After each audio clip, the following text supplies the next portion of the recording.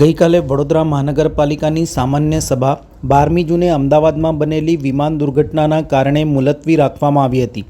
મેયરના અધ્યક્ષસ્થાને મળેલી સામાન્ય સભામાં વિમાન દુર્ઘટનામાં મૃત્યુ પામેલ રાજ્યના પૂર્વ મુખ્યમંત્રી સહિત મૃતકોના માનમાં 2 મિનિટનું મૌન પાડીને મૃતકોને શ્રદ્ધાંજલિ આપવામાં આવી હતી અને શોકદર્શક ઠરાવ પ્રસાર કરીને આગામી 23મી જૂન સુધી સામાન્ય સભા મુલતવી કરવામાં આવી હતી. મેયર અને સભા અધ્યક્ષ પિંકીબેન સોનીના અધ્યક્ષસ્થાને મળેલી સામાન્ય સભાની શરૂઆત વંદે માતરમથી કરવામાં આવી હતી. ત્યારબાદ સભા સેક્રેટરી ચિંતન દેસાઈ દ્વારા પ્લેન દુર્ઘટનાને લઈને શોકદર્શક ઠરાવ વાંચવામાં આવ્યો હતો અને તમામ સભાસદો દ્વારા દુર્ઘટનામાં મૃત્યુ પામેલની આત્માઓની શાંતિ માટે 2 મિનિટનું મૌન પાળવામાં આવ્યું હતું. મેયર પિંકીબેને દુઃખની લાગણી વ્યક્ત કરતા ગઈકાલની સભા મુલતવી રાખવાનું જાહેર કર્યું હતું. હવે મુલતવી રહેલી સામાન્ય સભા 23મી જૂનના રોજ મળશે.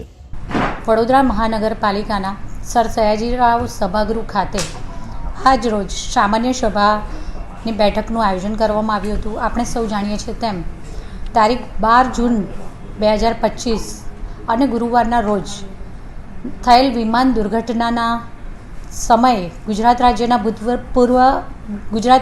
ભૂતપૂર્વ મુખ્યમંત્રી શ્રી વિજયભાઈ રૂપાણી સહિત 229 મુસાફરો, 12 ક્રૂ સભ્યો સહિત 241 તથા આ વિમાન અમદાવાદના મેઘાણીનગરમાં આવેલ મેડિકલ કોલેજના હોસ્ટેલ પર પડતા મેડિકલ વિદ્યાર્થીઓ તથા અન્ય એમ કુલ આશરે 274 લોકોના થયેલ દુઃખદ અવસાન બદલ તથા ગુજરાત રાજ્યના પૂર્વ શિક્ષણ મંત્રી અને કોંગ્રેસ પક્ષના વરિષ્ઠ નેતા શ્રી બળવંતરાય મણવરનું તારીખ 8મી જૂન 2025ને રવિવારના રોજ 83 વર્ષની વયે થયેલ દુઃખદ અવસાન બદલ આ સભા ભારે દુઃખ અને શોકની લાગણી અનુભવે છે. સદગતોના માનમાં 2 મિનિટ મૌન પાડી અને આ સભા આજ રોજ મુલતવી રાખવામાં આવી છે, જે 23મી જૂન